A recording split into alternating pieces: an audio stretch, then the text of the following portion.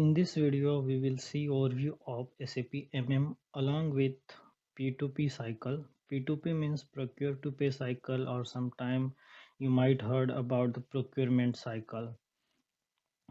But before going to P2P cycle, let's get familiar with the SAP screen, its navigation. So let's start with the SAP screen and navigation. So how to log in SAP system? So like any other web portal, we need username and password to log in into the SAP system. So now you might have question how to get login details for SAP. So if you are working in any organization, then you will receive that details from your team, maybe security team, or maybe your colleagues or team leads. But what if someone want to learn SAP and they need login details or SAP server access?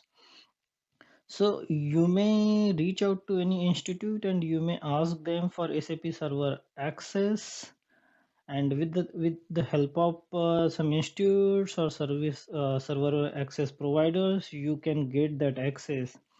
Then again, there are two ways to use that SAP server access. First one, you can log into SAP using GUR or GUI, and second one is remote desktop. So here I will show you how to log in both way. So first, let's start with first first method. So how we can log into uh, SAP GUI. So I will show you. So once you get access and you install that GUI in your computer, you will see this icon on your screen. That is SAP login icon. You simply need to double click on it. So once you double click, it will open that SAP NetViewer, that is GUI, and it will show you the screen like this with initially it might be the blank, so you need to access how to set up its property and application server and all that. So once you set up that, you will see various icons. So you have to click on appropriate system. So once you click on that, you will reach out to the page that I have shown you in PPT, where you will see the way to the username and password, where you can put that username and password and you can log in. So I will show you.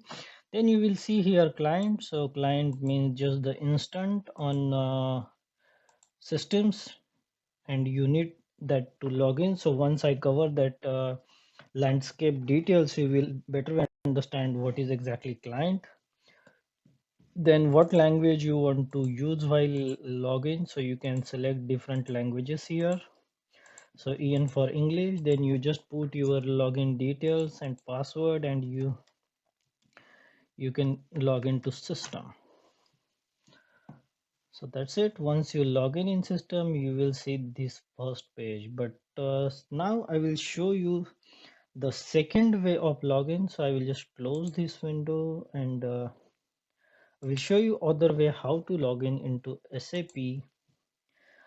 If you don't have GUI option and you want to log in using a remote server, so you can just go to set Windows option, and here you can go to Windows accessory, and here you can see remote desktop connection. So you can directly click on that, or other way you just click here on search and type here remote. So you can see that remote desktop connection, just click on it. So once you click on it, you will get this sort of desktop remote desktop connection, and with the help of your so as per the your remote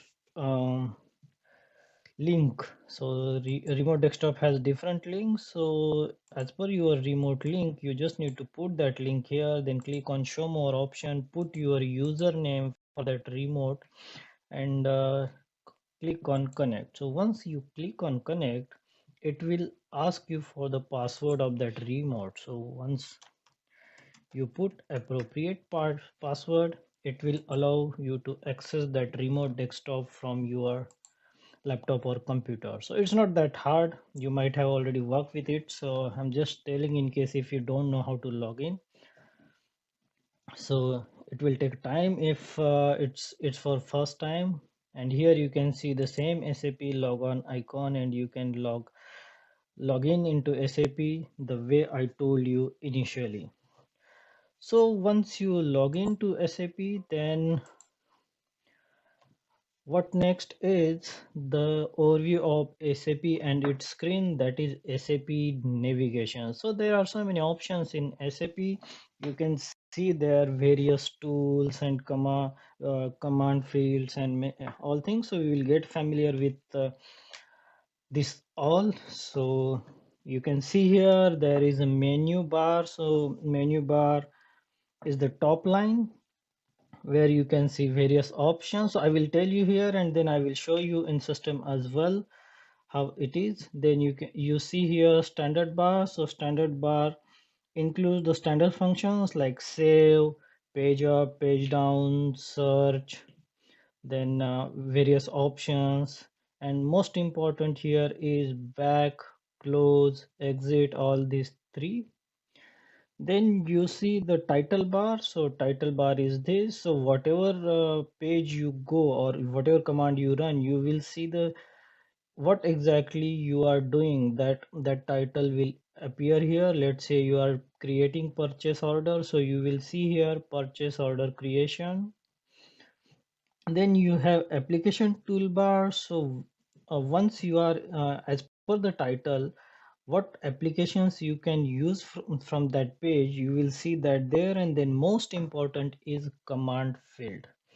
So command field is the area where which you use most of time, where you can run directly your transactions, means the transactional codes.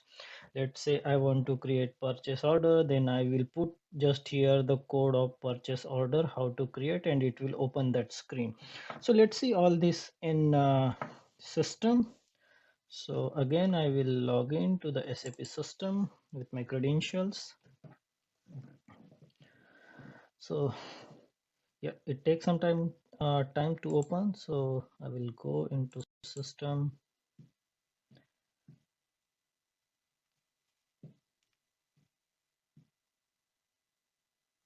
I'll put my credentials here. Again, language is by default, so no need to put it. So I will put my username and password and just hit enter. Oh, I put wrong one, so I will put appropriate one.